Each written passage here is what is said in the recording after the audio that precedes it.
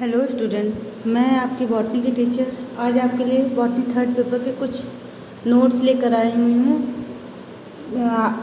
आज आपको पढ़ाऊँगी मैं थर्ड पेपर, जिसका नाम है पहली बात तो प्लांट फिजियोलॉजी एंड बायोकेमिस्ट्री। ठीक है, प्लांट के बारे में और उसकी बायोकेमिस्ट्री मतलब होता है कि कैसे क्या उनमें दाब होता है, किस तरीके बढ़ते हैं और किस तरीके उनकी लाइफ साइकिल चलती है, इसके बारे में आपको इस पेपर में नॉलेज मिलती है। जैसा कि आपको पता है कि लास्ट कुछ ईयर से आपका जो ये पेपर है ये ऑप्शनल है। अब कोविड के चलते क्या आता है ये आपको इन फ्यूचर ही पता चलेगा, लेकिन अभी जहाँ तक मुझे अभी पता है कि आपके पेपर में ये पेपर जो है थर्ड पेपर ये ऑप्शनल आता था, तो उसी हिसाब से मैंने कुछ क्वेश्चंस दिए हुए हैं, उनके आंसर हैं जो आपके लास्ट ईयर कई सालों से लगातार आते जा रहे हैं पेपर में, वही क्वेश्चन रिपीट हुए हैं कई बार, तो उन्हीं क्वेश्चंस के आंसर सही दिए हैं। इनको आप लोग घर पर लर्न करिएगा। लर्न करने के साथ साथ आप लोग और भी क्वेश्चंस को सॉल्व करने की प्रैक्टिस कीजिएगा और ज़्यादा से ज़्यादा क्वेश्चंस आंसर लर्न करिएगा, जिससे कि आपको एग्जाम में प्रॉब्लम ना हो। SRIB ग्रुप ऑफ कॉलेज पूर्वा में कानपुर नगर ने आपके लिए ऑनलाइन क्लास का प्रोसेस स्टार्ट किया। जैसे कि पता है आपको लास्ट ईयर भी हुआ था कि आप लोगों को ऑनलाइन क्लास दी गई थी, वैसे इस बार भी है आपका। कई सारे पेपर मैं दे चुकी हूँ, ये आपका बॉटनी का थर्ड पेपर है, मतलब लास्ट पेपर है। इसके फिर रिवाइज जो आपके नोट्स हैं वो जब रिशेड्यूल होगी ऑनलाइन क्लास तब मैं आपको कुछ वीडियो और भी भेजती रहूँगी। आपको जो भी प्रॉब्लम हो इन वीडियो में आप कमेंट बॉक्स में कमेंट करके या फिर कॉलेज के जो व्हाट्सएप ग्रुप है उसमें अपनी प्रॉब्लम भेज सकते हैं। जैसा भी मेरे से हो सकेगा मैं आपकी प्रॉब्लम सॉल्व करने का ट्राई करूँगी। आपको जो भी क्वेश्चन है समझ में आ रहा, आपको जो भी प्रॉब्लम हो रही हो, तो आप इस कमेंट बॉक्स में कमेंट करिए या फिर कॉलेज के व्हाट्सएप ग्रुप में अपनी प्रॉब्लम को भेज दीजिए, जिससे मैं कि आपकी प्रॉब्लम समझ सकूँ और सॉल्यूशन दे सकूँ। आज स्टार्ट करते हैं आज की क्लास। हाँ, पेपर का नाम मैंने पहले बता दिया, प्लांट फिजियोलॉजी एंड बायोकेमिस्ट्री है और यूनिट फर्स्ट से कुछ क्वेश्चंस हैं। आपको पता है इसमें ऑप्शनल क्वेश्चन आंसर आने। पहला क्वेश्चन आपका बनता है जल का अवशोषण जड़ों के किस भाग द्वारा होता है। इसमें 4 ऑप्शन दिए होंगे, मैंने दिखा रखा है। कुछ क्वेश्चन मैंने ऐसे दिए हैं जिसमें 4 ऑप्शन रखे हैं, बाकी के आंसर दूंगी ताकि आपके ज़्यादा से ज़्यादा क्वेश्चन कवर हो सकें।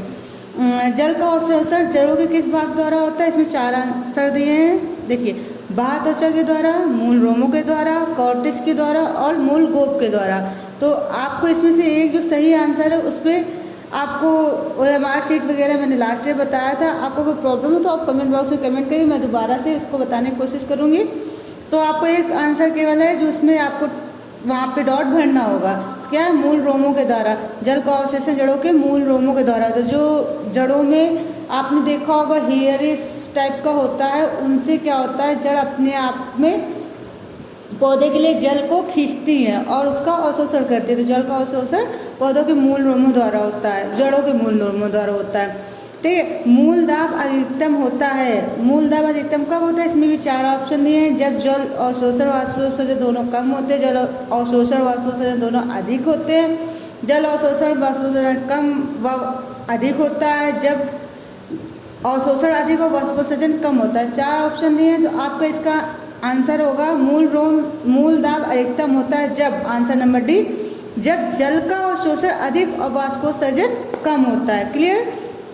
तो इसका आंसर नंबर डी होगा, तो डी में आपको डॉट भरना होगा। इसके बाद नेक्स्ट क्वेश्चन आपका बनता है रसारोहण क्रिया के लिए अंतः शोषणवाद का समर्थन किया। रसारोहण क्रिया के लिए अंतः शोषणवाद का समर्थन किस वैज्ञानिक ने किया था, ये आपको बताना है। इसमें 4 ऑप्शन है, श्री जेसी बोस ने, स्ट्रेसबर्गर ने, सैक्स ने, डिक्सन और जोली ने। तो इसका सही आंसर है सैक्स नामक वैज्ञानिक जो थे उन्होंने रसारोहण क्रिया के लिए अंतः शोषणवाद का समर्थन किया था। ठीक है स्टूडेंट, ये आपके 3 क्वेश्चन हैं जिनमें 4 ऑप्शन भी मैंने दिए हैं। अब नेक्स्ट जो क्वेश्चन आंसर होंगे वो नॉर्मल आंसर मैं देती रहूँगी, जिससे कि आप ज़्यादा से ज़्यादा क्वेश्चन कवर कर सकें।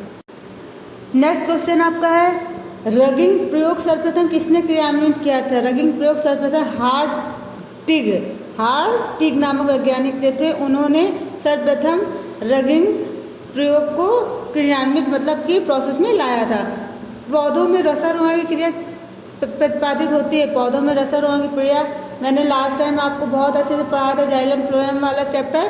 तो फ्लोएम द्वारा रसारोहण क्रिया प्रतिपादित होती है। डीपीटी का पूरा नाम होता है विसरण दाब न्यूनता। क्वेश्चन नंबर 7 है, एक्वापोरिन्स पाए जाते हैं। एक्वापोरिन्स कहाँ पाए जाते हैं? आपके सेल्स वॉल में। तो कहाँ पाए जाएंगे? कोशिका कला में। एक्वापोरिन्स कोशिका कला में पाए जाते हैं। नेक्स्ट क्वेश्चन नंबर 8 है, शुद्ध जल तथा इसके विलयन का जल विभव होता है। शुद्ध जल का जो विभव होता है वो 0 होता है और विलयन जल का जो विभव होता है 0 से कम होता है। शुद्ध जल तथा इसके विलयन का जल विभव होता है 0 तथा 0 से कम। क्वेश्चन नंबर 9, विसरण दाब न्यूनता को कहते हैं। विसरण दाब न्यूनता को चूसर दाब भी कहते हैं। क्वेश्चन नंबर 10, विसरण दाब न्यूनता किसके बराबर होती है? विसरण दाब न्यूनता पराशर दाब स्फीति के बराबर होती है।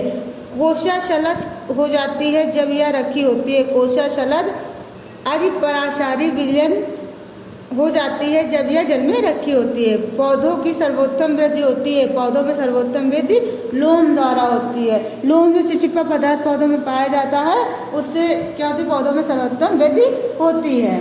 नेक्स्ट क्वेश्चन आपका स्टूडेंट है क्वेश्चन नंबर 13 नंबर, भूमि में जल का परासरण दाब होता है लगभग। भूमि में जल का परासरण दाब लगभग 2.0 ATM के बराबर होता है। एटमॉस्फेयर मॉस के बराबर होता है। ठीक है। नेक्स्ट है 14 नंबर, 2 वायुमंडल दाब वाले मूल दाब की दशा में जल पौधों में चढ़ने की संभावित होती है। 2 वायुमंडल दाब वाले मूल दाब की दशा जल पौधों में चढ़ने की संभावित होती है 20 मीटर तक संभावित होती है।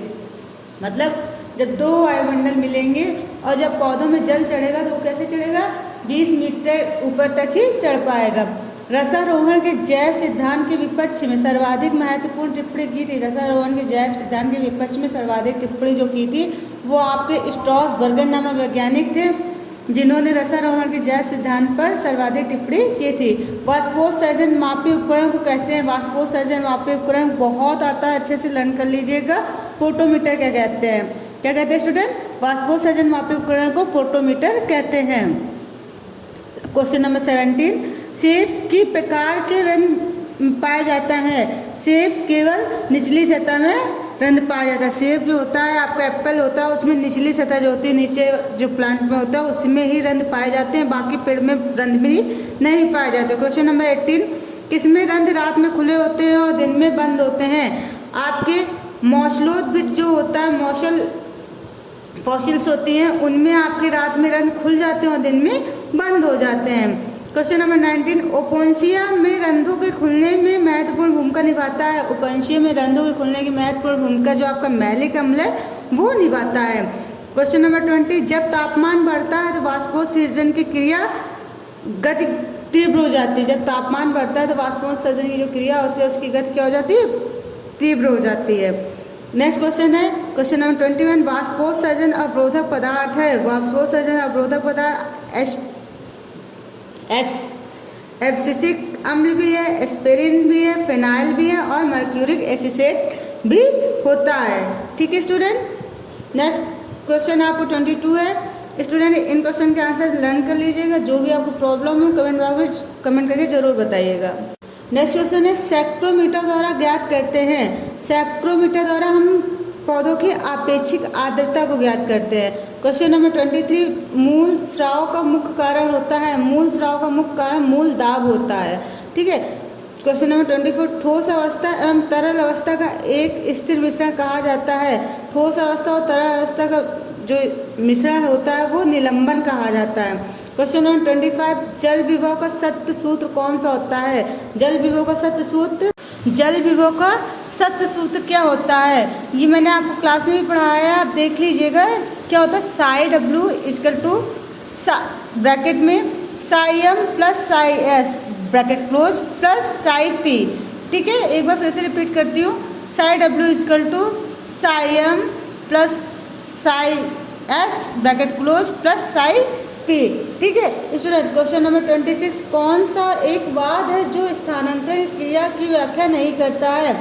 विद्युत परासरण वाद है जो स्थानांतरण क्रिया नहीं करता है। क्वेश्चन नंबर 27, पत्तियों में फूलों तक कार्बनिक विलय का गमन कहा जाता है। पत्तियों फूलों तक कार्बनिक विलय का गमन पार्श्वी स्थानांतरण कहा जाता है। क्वेश्चन नंबर 28, वाष्पोत्सर्जन के कारण पर्णमध्योतक कोशिका में कौन सा दाब बढ़ जाता है? वाष्पोत्सर्जन के कारण पौधों में स्फीति दाब बढ़ जाता है। क्वेश्चन नंबर 29, एक पूरी स्फीतिक कोशिका में कौन सा एक दाब शून्य है?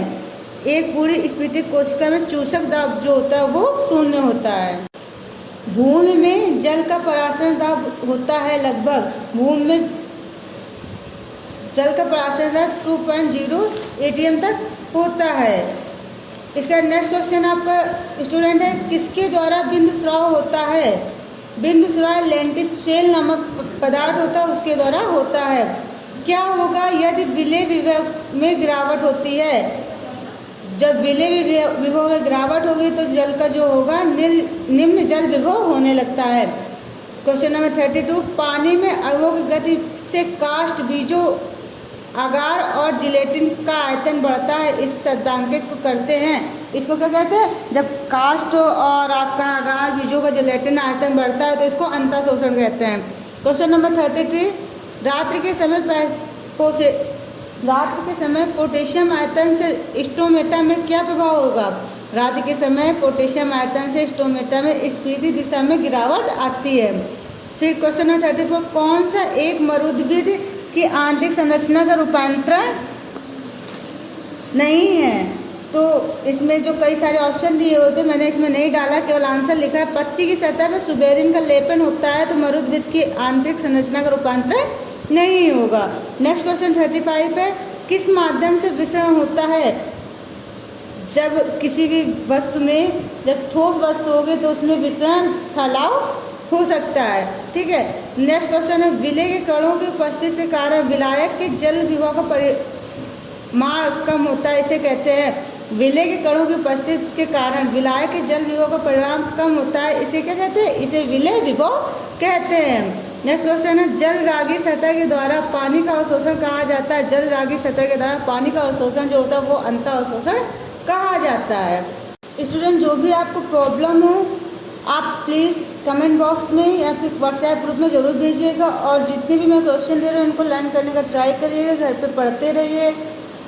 जैसे ही आपके कॉलेज स्टार्ट होते हैं, शायद यूनिवर्सिटी हो सकता है कि आपके एग्ज़ाम तुरंत करवाएगी, नहीं कराती है तो आपको नॉलेज के लिए इतने क्वेश्चंस के आंसर आने चाहिए जिससे कि आप लोग भले ही प्रमोट हो जाएं, लेकिन ये नहीं फील होना चाहिए आप लोगों को कि हम लोग बिना पढ़े ही प्रमोट हो गए।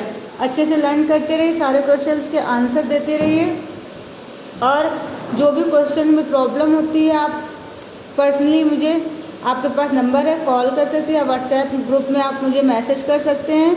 ठीक है, तो जो भी आपकी प्रॉब्लम होगी उसका सोल्यूशन मैं देने की ट्राई करूँगी। कॉलेज के जो नंबर आपको प्रोवाइड है उसमें कॉल करिएगा, नहीं कॉल होती तो व्हाट्सएप ग्रुप में मैसेज करिएगा। तो आप जैसे भी सर वगैरह जो भी है कॉलेज के ग्रुप के नंबर हैं वो मेरे तक इन्फॉर्मेशन पहुँचाएंगे, मैं कोशिश करूँगी आपको प्रॉब्लम का सोल्यूशन दे सकूँ। नेक्स्ट क्वेश्चन आपका 38 नंबर है, कौन सा शुद्ध जल का परासनीय दाब है? कई सारे इसमें भी ऑप्शन दिए थे। 0 डिग्री सेल्सियस का जो जल का होता है वो शुद्ध जल का परासनीय दाब होता है। नेक्स्ट क्वेश्चन है, एक सलद अवस्था जो कि पानी की कमी एवं कोशिकाओं में कम स्फीति दाब के कारण होती है वह शब्दांकित है। एक सलद अवस्था जो कि पानी की कमी और कोशिकाओं में कम स्फीति दाब के कारण होती है वह शब्दांकित होती है मुरझाना। जब पौधे मुरझाते हैं तो वह जब पानी में कमी होगी तो पौधे ऑटोमेटिक क्या हो जाएंगे? मुरझाएंगे। ये तो नॉन सा आंसर हो गया, आप लोग समझ सकते हैं, थोड़ा घुमा कर दिया है बस। पौधों के लिए कौन सा अकार्बनिक तत्व आवश्यक है? पौधों के लिए अकार्बनिक तत्व जो होता है आपका कैल्शियम होता है, वो बहुत ही ज़्यादा आवश्यक होता है। पौधों में हरिमानहीनता पाई जाती है। पौधों में हरिमानहीनता मतलब होता है जो ग्रीन कलर होता है वो येलो में चेंज हो जाए या फिर सूखने लगता है पौधा, तो किसकी कमी से पाई जाती है? प्रकाश, पानी, आयरन सभी की कमी जब हो जाएगी तो उसमें पौधों में हरिमानहीनता आने लगेगी। ये तो नॉर्मल सा आंसर पता चलता है। क्वेश्चन नंबर 42 है, मलिब्लेडनम तत्व भाग होता है। मलिब्लेडनम जो होता है वो नाइट्रोजन विनिवेश में यूज किया जाता है, तो ये कहाँ का भाग होता है? नाइट्रोजन विनिवेश का होता है। क्वेश्चन नंबर 43 है, कौन सा सूक्ष्म पोषण तत्व है? आयरन जो होता है वो आपका सूक्ष्म पोषण तत्व माना जाता है। क्वेश्चन नंबर 44, कौन सा तत्व इंडोल एसिटिक अम्ल के संश्लेषण में काम आता है? आपका जिंक नामक तत्व जो होता है वो इंडोल एसिटिक अम्ल के संश्लेषण में काम आता है। Next question and last question है आपका, कौन सा एक खनिज पोषक कई एंजाइमों को जो कि प्रकाश संश्लेषण एवं श्वसन में शामिल होते हैं को उत्तेजित करता है? क्वेश्चन फिर से रिपीट कर रही हूँ, कौन सा एक खनिज पोषक कई एंजाइमों को जो कि प्रकाश संश्लेषण एवं श्वसन में शामिल होते हैं को उत्तेजित करता है? तो आपको कैल्शियम नामक जो तत्व है वो आपका खनिज पोषक तत्वों के एंजाइमों को प्रकाश संश्लेषण में शामिल होने से उत्तेजित करता है। ठीक है स्टूडेंट, आज की क्लास यहीं पे समाप्त होती है आपकी। कोशिश करिएगा पढ़ने की और जो प्रॉब्लम हो उसको सोल्यूशन निकालने की। समय बहुत ख़राब चल रहा है स्टूडेंट, घर पे रहिए, सुरक्षित रहिए और दिमाग ज़्यादा से ज़्यादा अपनी पढ़ाई में लगाइए, क्योंकि आप एग्ज़ाम अभी हो ना हो लेकिन क्या कहते हैं कि आपको नॉलेज होना चाहिए। अगर नॉलेज नहीं होगा तो आगे आपको खुद ही प्रॉब्लम होगी, क्योंकि समय आज नहीं तो कल सही हो जाएगा। घर पे रहिए, सुरक्षित रहिए, ज़्यादा से ज़्यादा अपना दिमाग पढ़ाई में लगाइए और जो भी प्रॉब्लम हो पूछिए, ट्राई करिए, जैसे भी पॉसिबल होगा मैं कोशिश करूँगी। अगर लॉकडाउन खुलता है तो कॉलेज आपका स्टार्ट हो जाएगा, फिर आप कॉलेज आएंगे, कॉलेज में पढ़ाई स्टार्ट होगी और यूनिवर्सिटी होपफुली आपके एग्ज़ाम करवाएगी। फिर जैसा भी जो भी होगा आपको इसमें अपडेट मिलती रहेगी। सर आपके अपडेट देते रहेंगे, टीचर्स आपके जो भी हैं सारे सब्जेक्ट वाइज आपके अपडेट आती रहेगी। ऑनलाइन क्लासेस ज्वाइन करते रहिए। ठीक है स्टूडेंट।